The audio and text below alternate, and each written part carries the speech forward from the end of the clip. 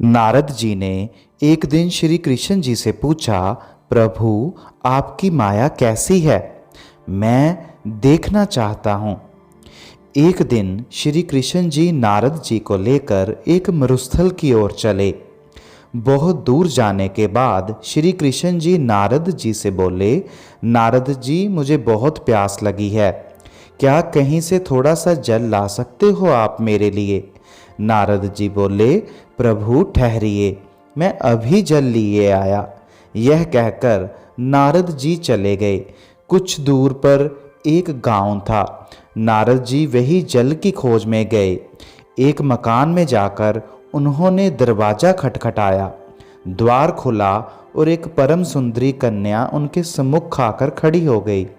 उसे देखते ही नारद जी सब कुछ भूल गए। भगवान मेरी प्रतीक्षा कर रहे होंगे, वे प्यासे होंगे, हो सकता है प्यास से उनके प्राण भी निकल जाएं। ये सारी बातें नारद जी भूल गए। सब कुछ भूलकर वे उस कन्या के साथ बातचीत करने लगे। उस दिन वे अपने प्रभु के पास नहीं लौटे। दूसरे दिन वे फिर से उस लड़की के घर आ उपस्थित हुए और उससे बातचीत करने लगे। धीरे धीरे बातचीत ने प्रणय रूप धारण कर लिया। तब नारद जी उस कन्या के पिता के पास जाकर उस कन्या के साथ विवाह करने की अनुमति मांगने लगे। विवाह हो गया।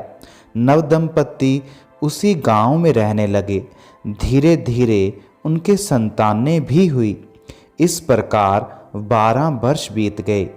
इस बीच नारद जी के ससुर मर गए और वे उनकी संपत्ति के उत्तराधिकारी हो गए।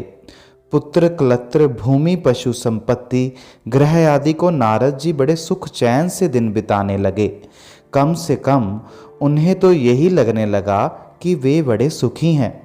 इतने में उस देश में बाढ़ आ गई। रात के समय नदी दोनों कगारों को तोड़कर बहने लगी और सारा गांव डूब गया।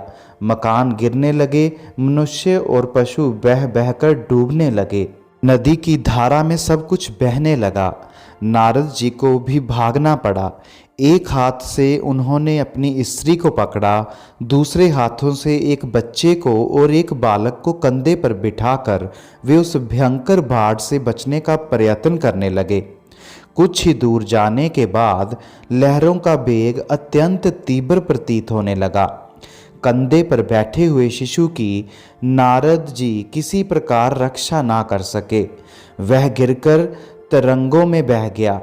उसकी रक्षा करने के प्रयास में एक और बालक जिसका हाथ वे पकड़े हुए थे छूटकर डूब गया। नारद जी के अंदर निराशा और दुख भर गया। अपनी पत्नी को वो अपने शरीर की सारी शक्ति लगाकर पकड़े हुए थे। अंत में तरंगों के वेग से पत्नी भी उनके हाथ से छूट गई और वे स्वयं तट पर जा गिरे एवं मिट्टी में लोटपोट हो बड़े कातर स्वर से विलाप करने लगे।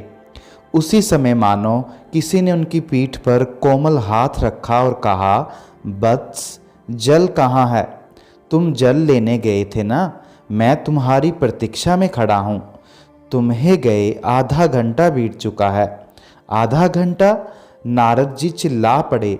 उनके लिए 12 वर्ष बीत चुके थे और आधे घंटे के भीतर ही ये सब दृश्य उनके मन में होकर निकल गया। और यही माया है। किसी न किसी रूप में हम सभी इस माया के भीतर हैं। यह बात समझना बड़ा कठिन है।